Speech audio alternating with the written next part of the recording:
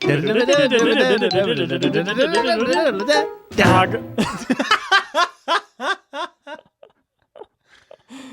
Welcome to Gameography, Welcome to GOG, the podcast about Gamecubes and the people who make them. about games and the people who cube them. Exactly. That's real. That's actually what this episode is about. It's about games and the people who cube them.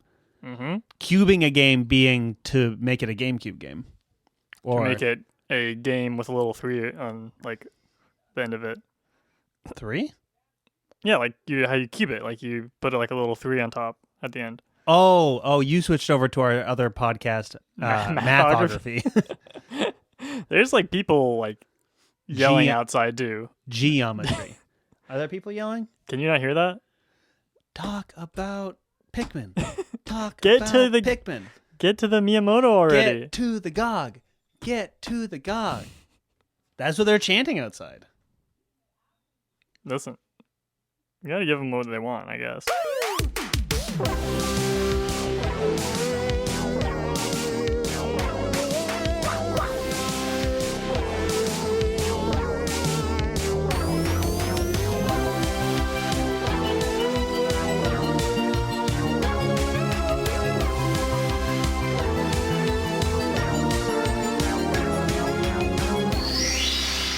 So today on Gameography, as you may have guessed, we talk about the GameCube. That's what this one is.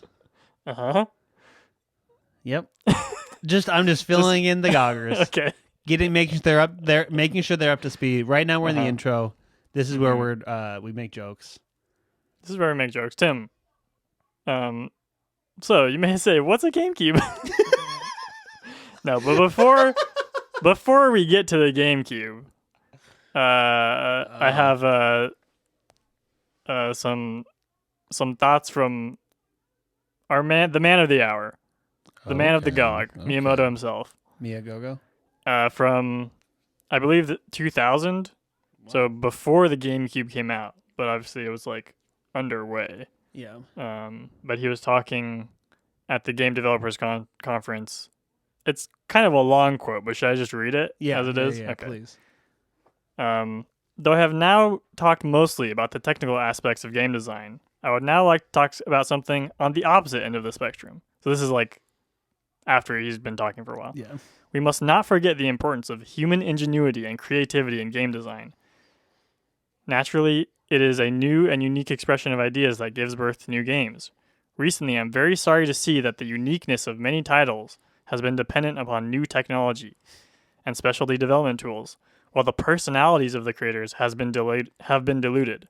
For me, game creation is like expression through music.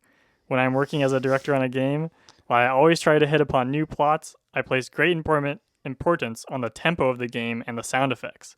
I feel that those directors who have been able to incorporate rhythm and emotional stimuli in their games have been successful.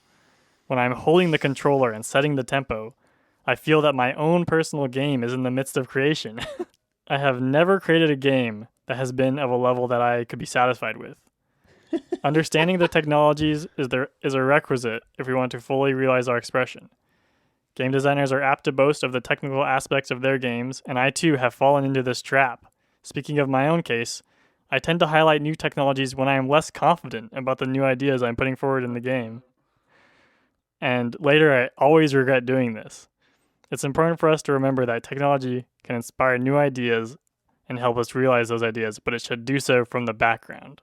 Devin, I think you should have saved that for like the last episode of the season. I thought about it, but I feel like that quote describes everything about Miyamoto. Yeah, but it's interesting because also, as we'll talk about, like Nintendo doesn't like play the same game that everyone else does anymore.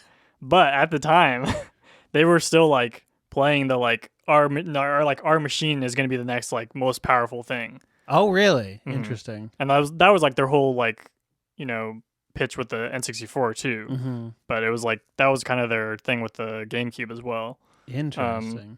So it is interesting that he was like,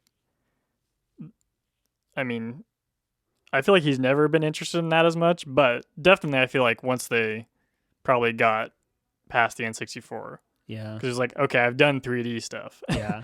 So it's like, That's funny though, because actually, as listeners will come to find out, one of my biggest thoughts about these games, kind of looking at it through the eyes of a Gogger, as opposed to the eyes GameCube games or of GameCube games, yeah. As opposed to like the eye of a child or just as someone playing the games kind of thoughtlessly. It's like I do actually feel like what you're seeing here is like a lot of the games are technically interesting while not always perfectly well designed in the way that like the best games we've covered in this season have been. Yeah, and that's a really good point, because that's another thing that about the GameCube games that I notice is like not all of them, but like, you know, specifically like the Mario and like Zelda titles are like they don't really bring a whole lot of new ideas, or at least like good new ideas, I guess I'd say. Like it's kind of just like updating it for new technology in some ways. Yeah. And I feel like so like in Wind Waker, for example, I think the whole intro sequence is very, very similar to that of like Ocarina of Time in certain ways, where you're just kind of like doing this basic when you're like on that first island. Yeah, exactly. Yeah. But it's in all the details and the style of it that it feels completely new. And it's like most of that I think was allowed by the technology, you know? Yeah, whereas for sure. Like and there are a lot of new ideas, but it's like they're not in the gameplay itself or technical kind of like game design concepts. Yeah. Maybe. Yeah. Yeah, I think that, and this is also, you know, the time when Miyamoto basically stops directing games. Yeah, that's probably a crucial aspect of like all this. He's obviously still involved with all these games, but he's not like, and I feel like it's like kind of impossible to say without like being at Nintendo, but like it feels like he is still kind of like the like end of the like if he says it's not good, then like you like that's it, like you can't really argue with it, you know? Yeah. But I think it is different from like him like being more involved, from him just being like, okay, yeah, this is good enough. Like it really is interesting where his role in these games is something that you really just don't see in, have we talked about this before, where it's like you don't see a creator have this role in any kind of medium usually, where you know, like if I feel like it's a little different, but like I feel like in movies you'll have like big directors and stuff be like producers on other stuff. Yeah. But it's more like they like read the script and are like, okay, this is like you should make this movie. Yeah. And they don't really like, usually they don't really like have anything to do with making it as much. And it's like in the cases where you do have an executive or somebody overseeing the production of like many movies at once that they're not actively creating. Yeah. It's usually from a financial standpoint, right? Where it's like you have some guy at Sony probably deciding a lot of things about all the movies coming out in a certain era. But it's not like they're all reflecting his artistic vision. Whereas or like a Gabe Newell type for games. Oh, that's funny. Is that someone who was in the same role as Miyamoto, do you feel like? Where he was I feel like he's just like in like that like money like executive interesting role, where it's like I feel like he doesn't really like design stuff. He just like decides like what projects to make, essentially. Interesting. Hey, we'll be talking more about that in a little while. We'll see. Spoilers. Yeah, spoilers. Save it for the pod.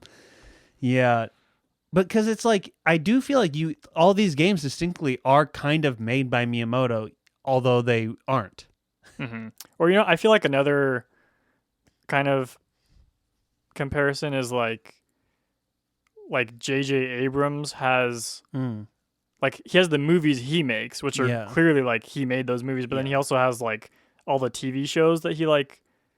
That are like in his like company and that he like produced and stuff, but it's like he didn't make like he shot the first episode of Lost and then didn't have anything to do with it really. Yeah. But it's like it still like kind of feels, and then like he has a bunch of other shows. Yeah. Like I think he even got started in TV, but it's like that's kind of somewhat similar. I feel like I think like because he obviously had something to do with like like creative like direction of those shows, but then once they were like going, like he didn't really like work on them. And that's something kind of innate, I think, to the medium of games, the medium of television. If you're comparing those in particular, where it's like he couldn't possibly direct that first episode and then have a significant hand in making the rest of the show for the next 7 unless years. That was like his only job. Exactly. Like he couldn't do a bunch of stuff, but it's like. Well, I think the difference is with TV and games specifically is like once a game comes out, it's out. But like with a TV show, it's like you probably would write you'd write like a pilot or whatever, but then you can adapt as you're going. You can change the you can write a couple episodes and then change how you were thinking about it. And then games are almost like closer to movies, but still different in some way, where it's like it's a relatively small vision that you're creating, but there are so many details that need so much work to bring into reality that it's like you need so many people doing so many things, and one person can kind of oversee all of it without directly doing it. And one thing that I know Miyamoto has talked about is that he likes, because he said people have compared him to big directors and stuff, and he's like, I don't think that's true. He's like, I don't see myself as that at all. But he's like, with movies, once you shoot the movie, it's you sometimes you can do reshoots and stuff, or you can try and edit around things, but it's you're kind of stuck with it, whatever it is. But he talked about, he likes about games is you can change stuff really up until the end. You can change any detail. He could have changed any detail of Luigi's Mansion at I any think point modern up until games it was released. are less like that than, but I think he was talking about with Mario or something. It's the game could be not fun, and then the example he used was talking about changing the physics on jumping. It was if you just change that one thing, the whole game could become fun. And it's you just have to get that right. So I feel with modern games it can be more tough because you're making all these 3D models and stuff, and having to you have to have a good plan for a while. Because in what would even be an example,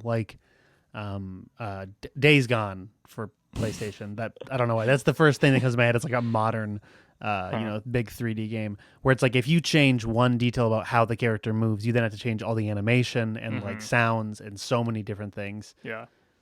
But then aren't you, I feel a lot of that is stuff coming on at the very end, so there's probably a huge amount of time where you are just building a physical world and physical movements and relationships between things, where it's you can kind of, I have to imagine the first year of making a game like that, you can kind of change anything with little consequence. I think from my understanding, it's so dependent on just that company.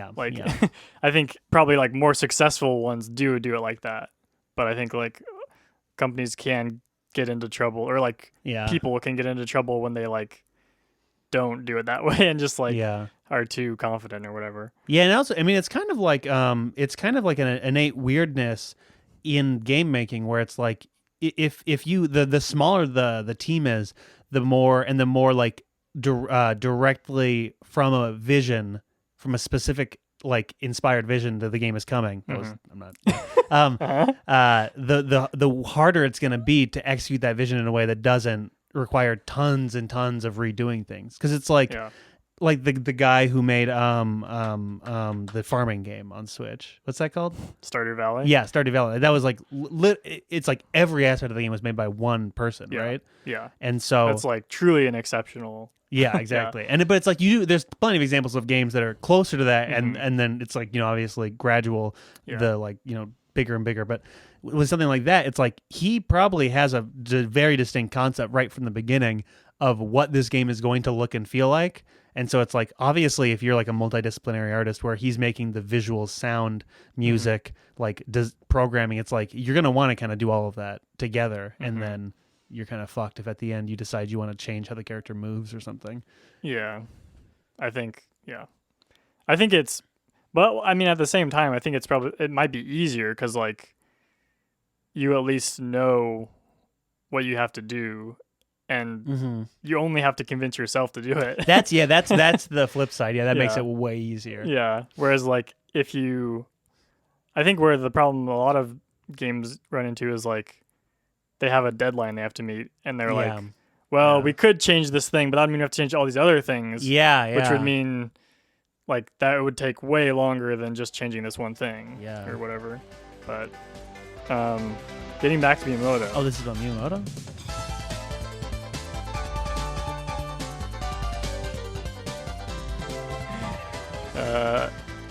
So Miyamoto, he says, so for our next generation hardware, he says, should I start by making a new Zelda game? And the crowd goes,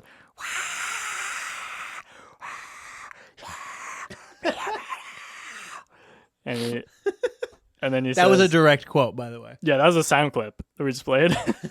He says, at this point, the answer to that question is no. And then, aww. It does say in parentheses, disappointed Oz. Oh my gosh. And then he talks about how, like, you know, he basically doesn't know what to do with, like, how to, like, improve upon Zelda. Or, like, he doesn't have, like, new ideas, basically, he says. He says, with improved hardware, I can imagine Zelda having more detailed graphics and a quicker response time.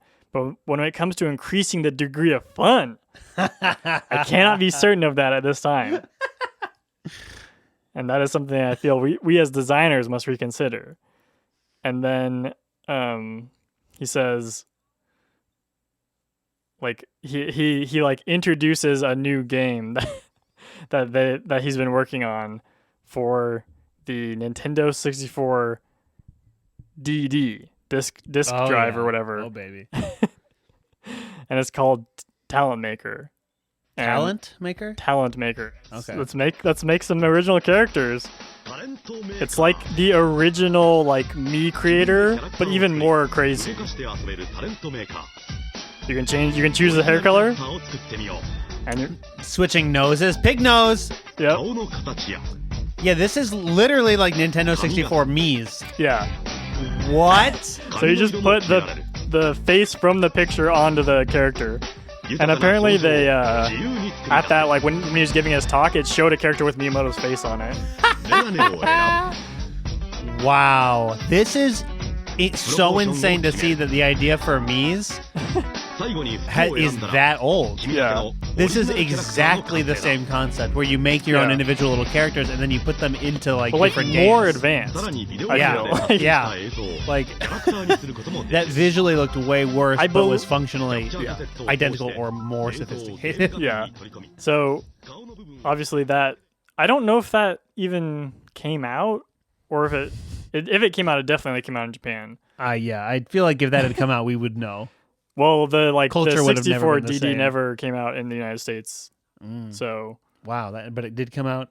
It did come out. Did we in talk Japan. about that before? I don't think I knew that ever actually came out. Yeah, it did come out, but it was like no one bought it, and there's like literally like 3 games for it or something insane. Like there's like nothing for it. Wow. So was that just like a period of failure for Nintendo?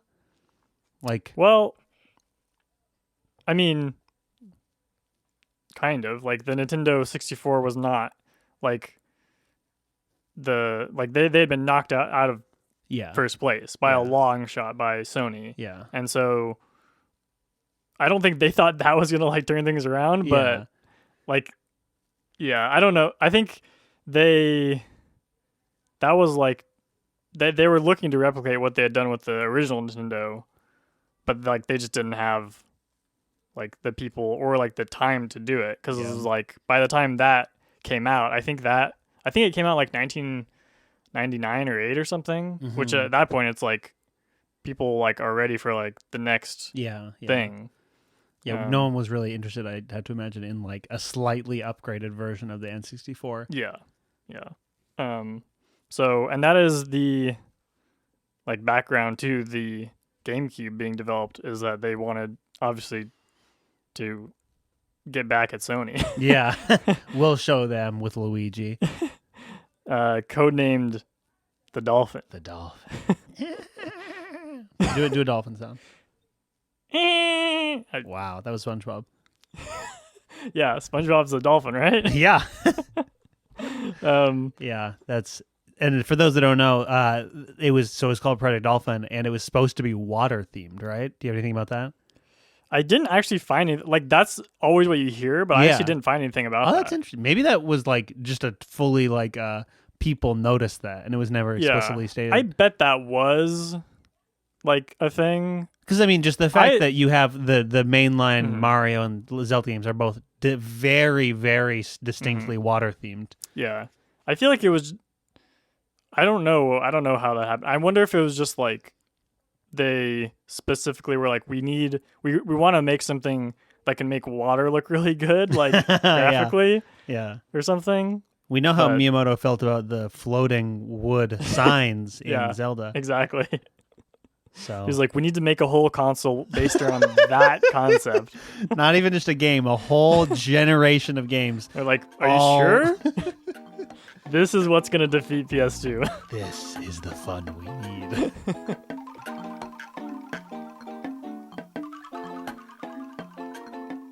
So they partnered with a lot of the same people as before, but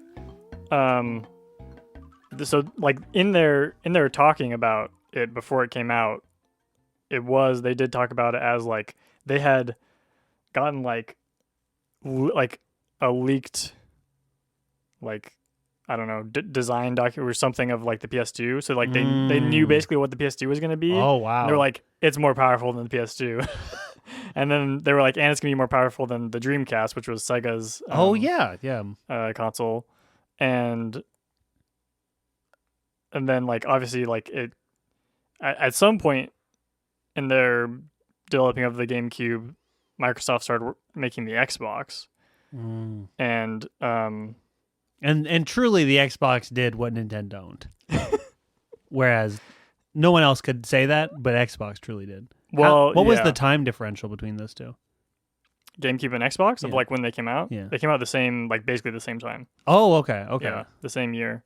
And Microsoft actually tried to buy Nintendo, or they offered to buy Nintendo because I mean, Nintendo laughed them out of the room. Yeah, it says in this book about like the creation of the Xbox, I guess it says that Microsoft was ready to spend $25 billion for Nintendo, and like the president, they talked to, I guess, the president of Nintendo of America, and he said like, I was surprised we didn't need the money. I thought it was a joke.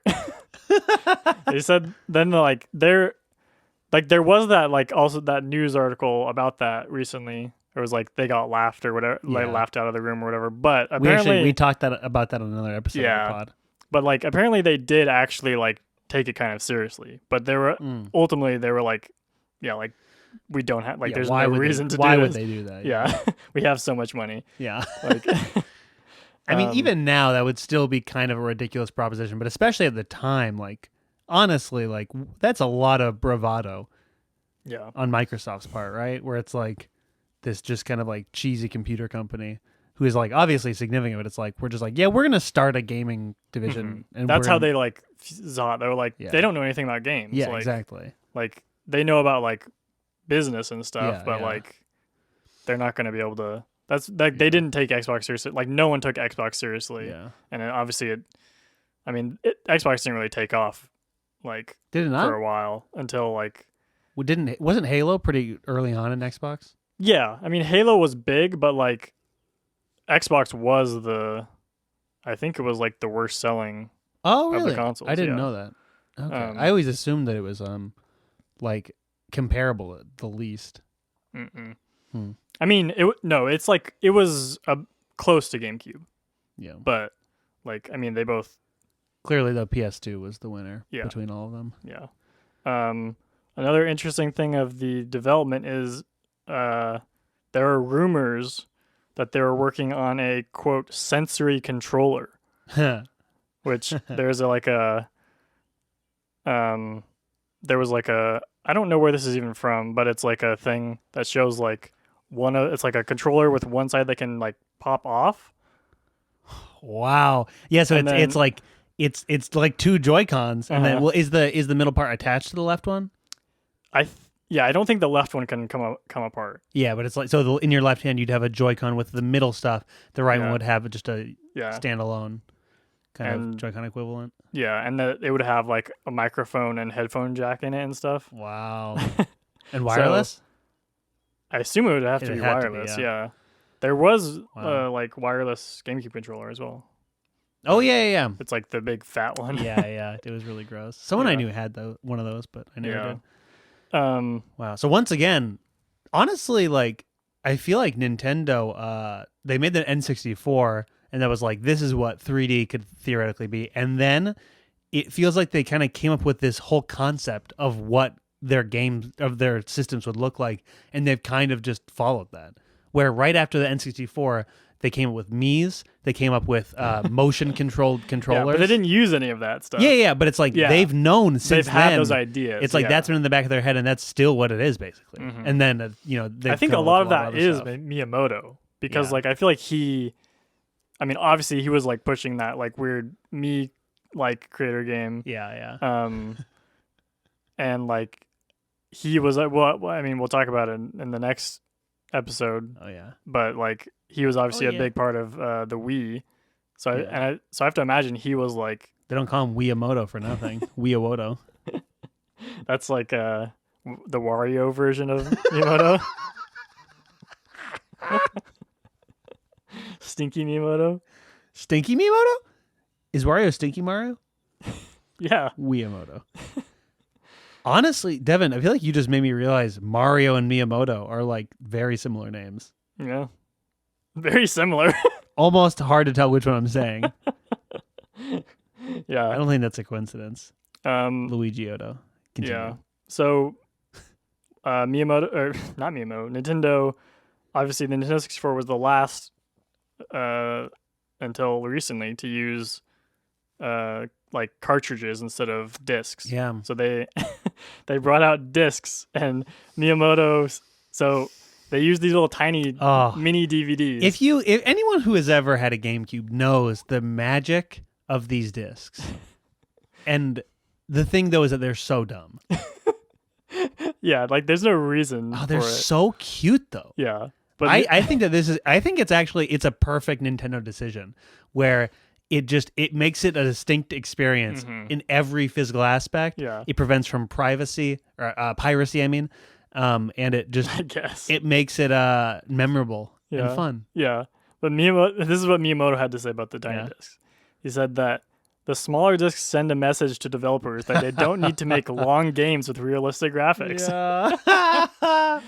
Because I think they're sending also it literally like held less, like could hold less data than a full size DVD. Theoretically, it must. Yeah. DVDs are not shaped and sized that way for arbitrary reasons. Yeah. And let us look at a truly insane commercial for the game. Oh yeah. Oh, baby. Samurai guys inside a giant cube in a mall or something. Goth girl. Wow. Ghost in a cube. Old man eating soup. What do you think of when you think of fun? Wow. This is so creepy and weird. Pikmin!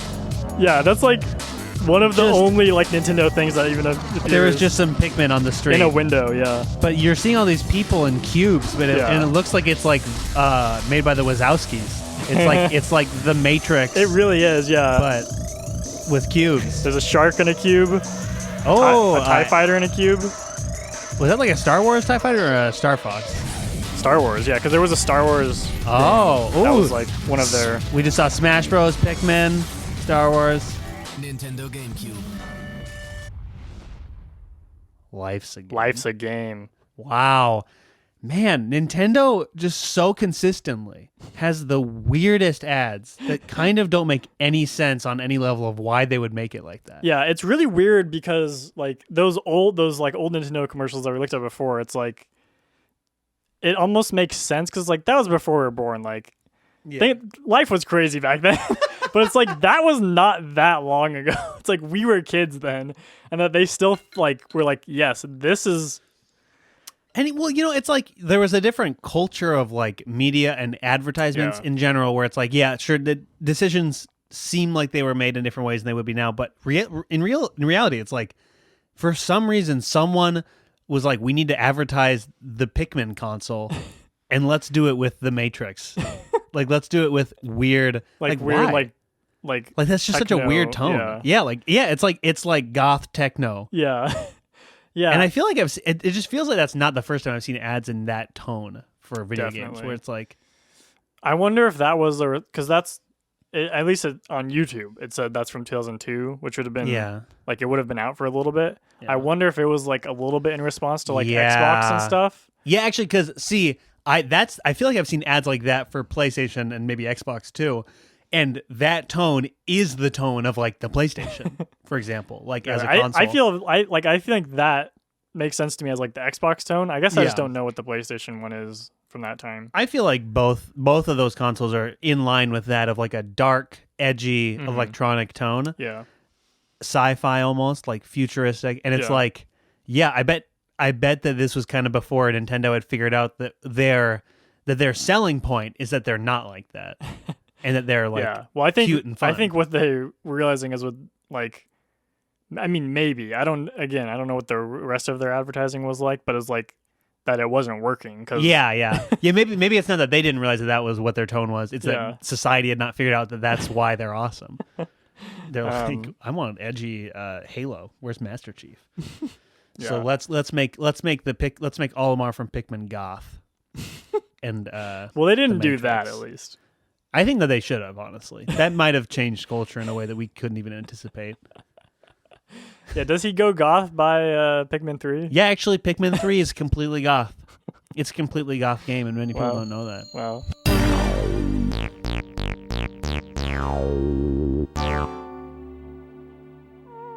So one of the problems with that Nintendo had, beyond just clearly how they were marketing the GameCube, was that kind of like with a trend that had been going on since the Nintendo 64 of just they were not necessarily trying to get like other game companies to make games for the Yeah, GameCube yeah. as much as like Sony and Microsoft were like very proactive Mm-hmm. and like we're gonna like send you all this stuff, we'll like help like promote your games and stuff, and also Nintendo like wanted a higher like cut of the Yeah. of like the profits and stuff, so that's why like basically like a lot of games did not come out on the GameCube, but Yeah. they just came out on PS2 and Xbox.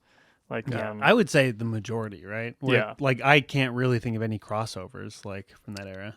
yeah, I mean I think like they were there, but not that much. Yeah.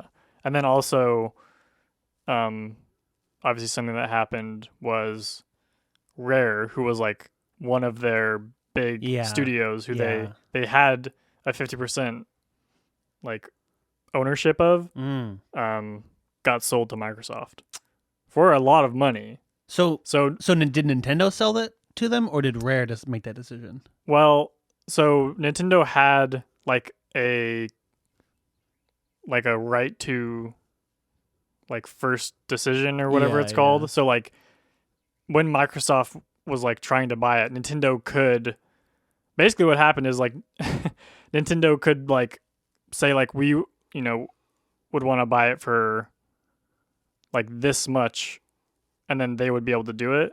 Yeah. But it was like a bidding war kind of thing, and eventually Oh, yeah. Nintendo basically was like, yeah, it's not worth this much. So like they basically made Microsoft pay like overpay for it. Oh, that's cool. That's that's a baller Miyamoto move. I'm sure Miyamoto didn't have anything to do with it, but yeah, it that's is interesting. interesting because like them, and then like Acclaim was another company that was like more associated with Nintendo that just Interesting. basically like stopped because they were like, yeah, it's not worth it anymore. Yeah. Huh.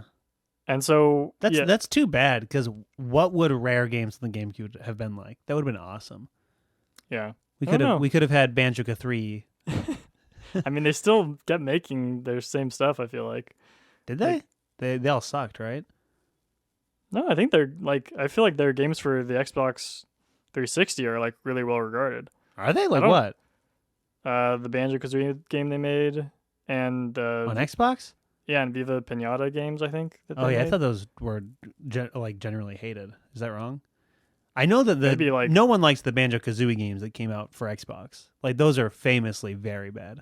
But I feel like, I mean, I've heard they're like really good, but I think like What? people who, I think because they're not like the old ones, so I think people who like just wanted it to be the same as the old ones. What about like Nuts and Bolts? Is that what you're talking about? Yeah, that's the one I'm talking about. Like, I have heard so many people online say that game is like unplayably bad. yeah, I think. Is that wrong? I mean, I don't know. I haven't played it, but like I've always wanted to because I heard it's like really good. It's like really like Interesting. creative and stuff. Because it's like, I feel like that kind of game is like its own genre now, but of like the like building like little Yeah. like out of like like building your own machines and stuff out of Uh-huh. little pieces and like trying to make that work. Interesting. That like basically invented that genre. Wow. We should play that for this. I mean, if there's a guy who made that. when we do our rare season with Matt. Wow. That's interesting. But yeah, and yeah. then Viva Pinata, I feel like I kind of heard.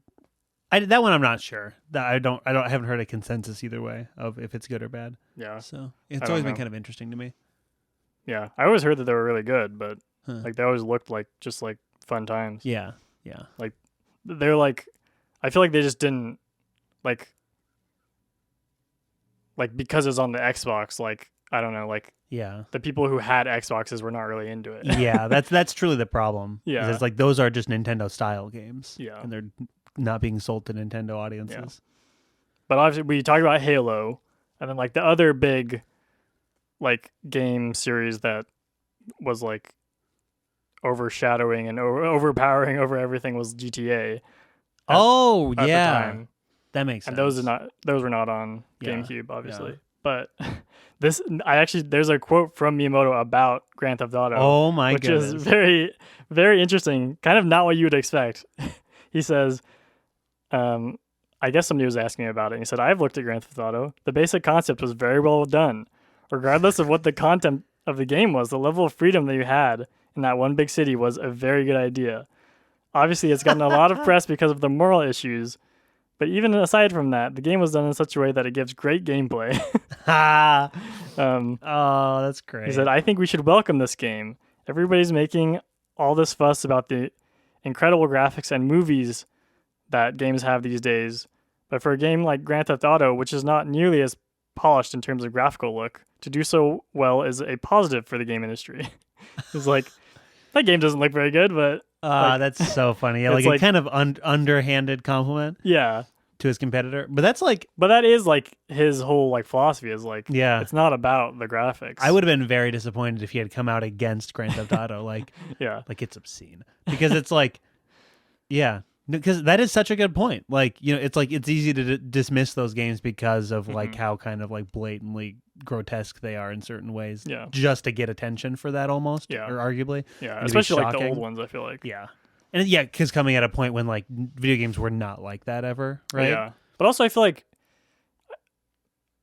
I didn't play any of them, but I feel like weren't those more like kind of just like in your face about that kind of stuff? Yeah, And, like I get the impression they were. Yeah, I feel like the newer ones like 4 and 5 are more like they still have like like all that kind of like drugs and like yeah. like you can go into like strip clubs and stuff, but it's like a little more like I don't know, like they're not like that's not like the selling point of the game as yeah. much. And it's like it's almost like I mean when I play GTA, like I'm not trying to make myself sound good, but it's like Yeah. the last like several times I've not even entered a strip club or done any of the like Yeah. kind of like like PG-13 things, inappropriate, PG-13. rated R stuff, I guess. Just kill people. Where just murder and torture, Just your normal like PG stuff. yeah.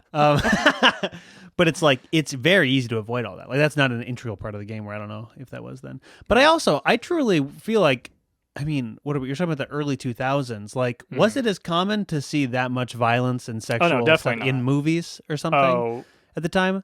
Because I feel like I wish I could think I of feel a like good in example movies, sure. where it's like in the last 10 years, it's like we've seen a lot of TV shows and movies that are just like blatantly shocking in ways like that aren't. We don't even talk about it anymore. I definitely don't think on TV you would have, but I Yeah. think like movies, like Yeah, I guess. maybe not in exactly the same way, but I think, yeah, like I feel like even in, like the 80s and 90s, like Yeah. there was a lot of like That is movies true. that yeah. were just like had like tons of violence or just like Yeah. I mean I feel like even more so than in the 2000s there was like more like weird sex. You know, you are right. Stuff. Yeah. Especially with Like- violence, like undeniably. And then, Yeah. yeah, I think there's something about like there's a lot of 80s and 90s movies that you watch now and you're like, that makes me uncomfortable, Mhm. even though I could go and watch like Shameless Yeah. where and see like far worse things. Hmm. It's like, but I guess maybe it just feels like there is something about the time that this happened in the Grand Theft Auto games Yeah. that's like, maybe it's just because video games were more of a kid thing. And so to see Halo and like Grand Theft Auto like Yeah, being that's very definitely adult. like I feel like the way it's like talked about is like it's Yeah. like video games are grown up now. Yeah. And Nintendo was like, "What?" Like, and then that was basically Miyamoto's response was like What? we've like we're not like because GameCube, Nintendo had been seen this way for a while, but like I think especially this time they were seen as like the kid like console. Yeah. It's Yeah. like if you're like an adult, like Yeah. you shouldn't get a GameCube. Yeah. Yeah. If Exactly. you're like yeah. cool, but it's like they're Yeah. like we're just trying to make fun stuff. Like yeah. Exactly. we're not making it for kids necessarily. Like yeah. kids just are like people like kids play a lot of games. Kids are so- just people too, man. Quote from But- Miyamoto. yeah. So But then I do feel like they later did fully embrace that in a way that they weren't at the time.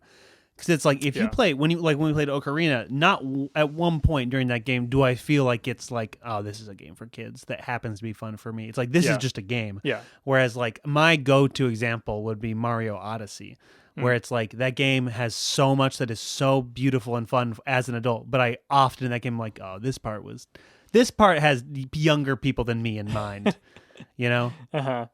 Yeah. The bunnies. Well, that's funny.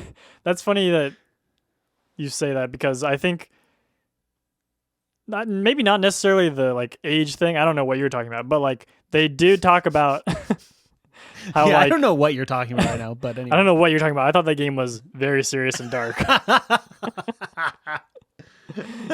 You go to that like purgatory for hats. The whole game the most is I've ever Mario cried. dead. The Yeah, most I've exactly. ever cried. But like maybe specifically about Mario Sunshine, but I think just like maybe like just a lot of their bigger games in general, Uh-huh. they were like, "Oh, we think these games are like too hard. That we've made our games like too hard for like more just like casual people to just like have fun Yeah, with." yeah. And so Miyamoto said that like we're going to like try and not do that next time. Yeah.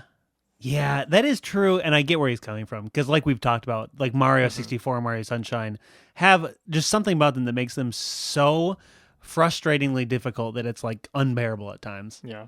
Um, Would you say Mario Sunshine is more difficult than 64? oh, that's tough. I think that Mario 64 is more intentionally difficult, and in Okay. experientially, Sunshine is more difficult, but it's because it's poorly made in Yeah. certain ways. Yeah. Whereas 64 is just difficult because they made it kind of difficult at Yeah. parts. Yeah, yeah. And then also a little bit because it's like, frustrating and a little hard to control. But it's like Yeah. Sunshine is just like this. They did not meet. This was not in their notes. Make this part Like- so difficult that a grown man will cry. Yeah, exactly.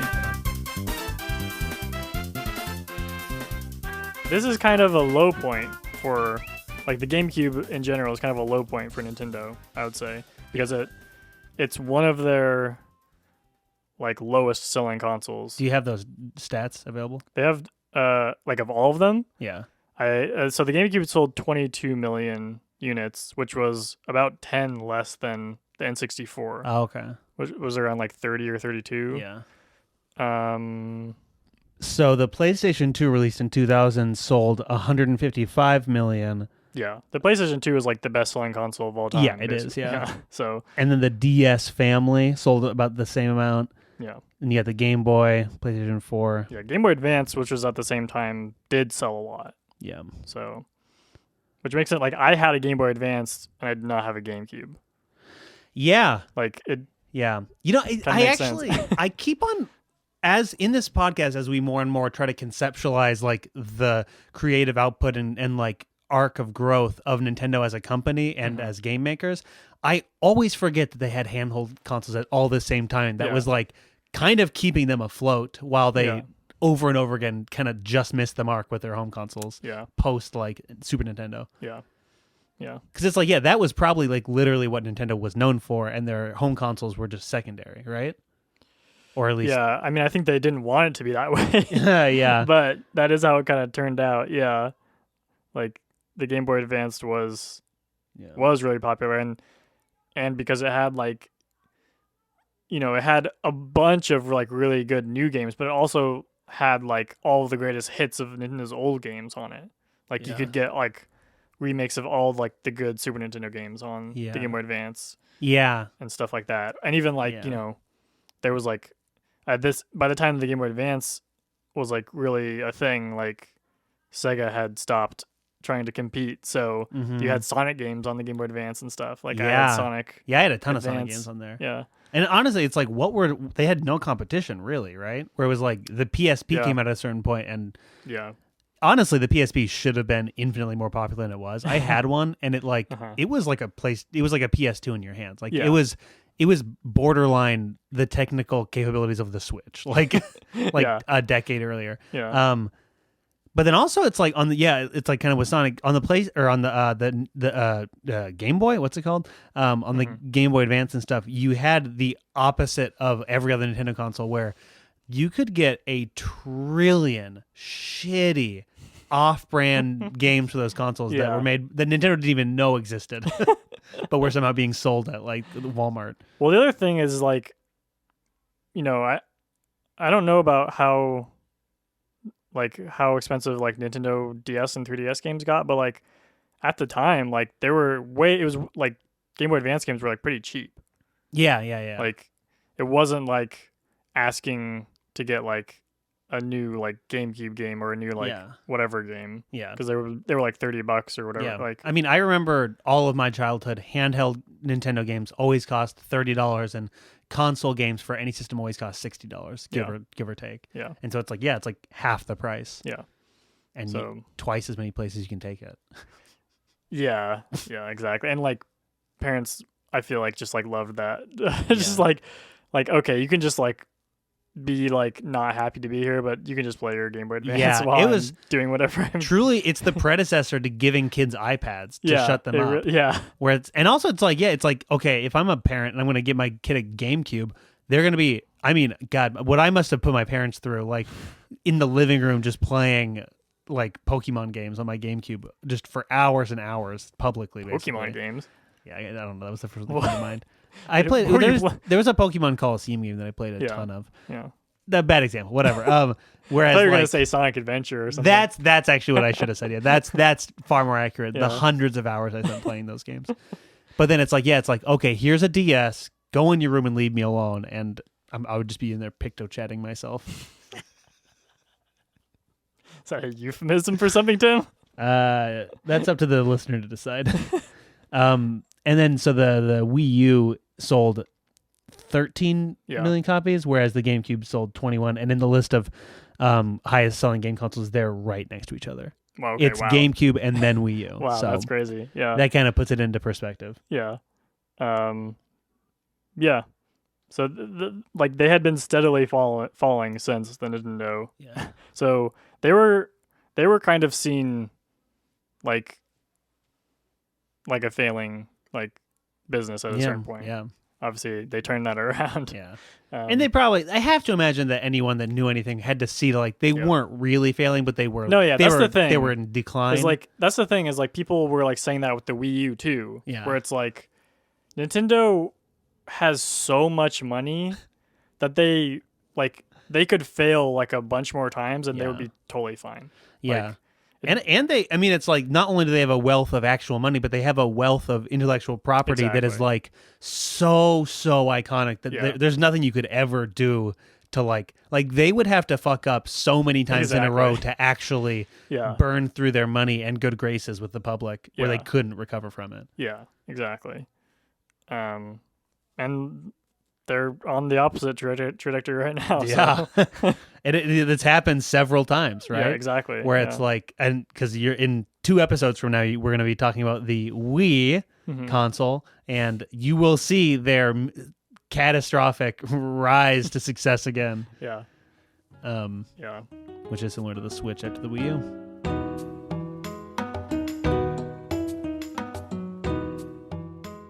Well, thank you for listening.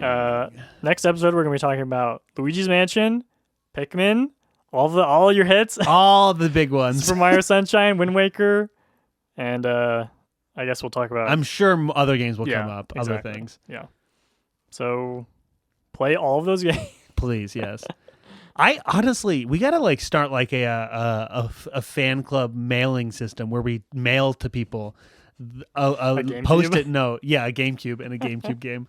We mail a console and a game to everyone who I was subscribes. thinking we should have like a calendar or something. Yeah. That like or like a little graphic or something that like shows what like like the next like weeks are. Yeah, honestly, if there's anyone out here listening, like if you ever actually come to this podcast, that would be so great. Please come to it. People, please listen to this because that would be so good. It's been blowing up. We're at like 30 views. Yep.